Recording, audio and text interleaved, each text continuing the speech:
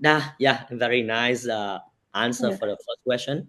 Yeah, and then I think it's also important that you understand that yoga is more than asanas. There are 8 limbs of Yeah, yoga, and yeah, this is yeah. also something because that will make it easier for you to accept that today I had a lousy practice, but I still went on my mat and I was still doing the practice, but I wasn't doing my best, but there are so many more things to yoga than just getting on the mat and understanding the anatomy and the philosophy. It is about it's a spiritual practice. It's a roadmap to being the best version of yourself, and this is what we are aiming for every day on our mat, not just when we are preparing for the teacher training.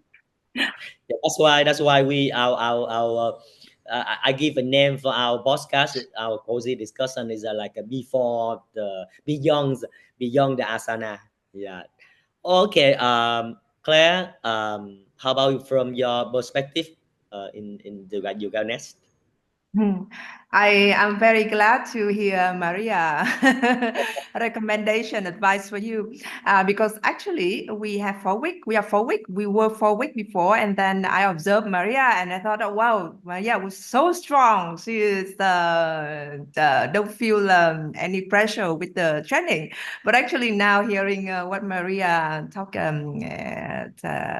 recommendation to you, I know that oh wow, it's a lot very intense. The new Demand student, the best student. physically and mentally preparedness for the training. But actually, the intention was that you come to the mat every day and you memorize the sequence. So for the first, for the 300 teacher training, we will dive deep into the first series.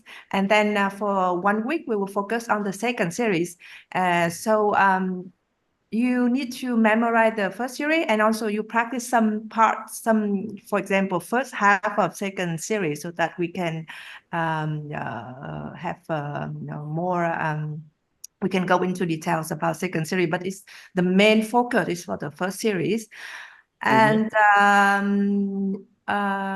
my thought about the mentally preparedness before the training is that you should set a goal, reflect on why do you want to have this training and what is your goal after you have this training. Because when we visualize, when we have mentally visualize your goal, it's easier to take you through the day when you feel exhausted or tired. And also in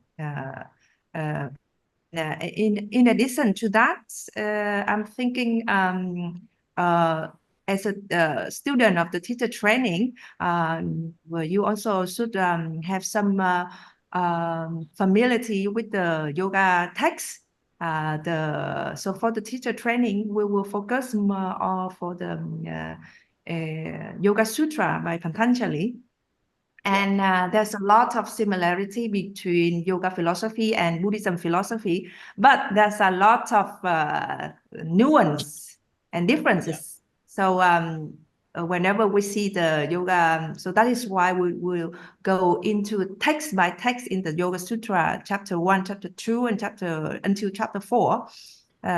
So that we can see the nuances between understand the Yoga Sutra and also see the nuances between Yoga Sutra and Buddhism and other texts, ancient texts.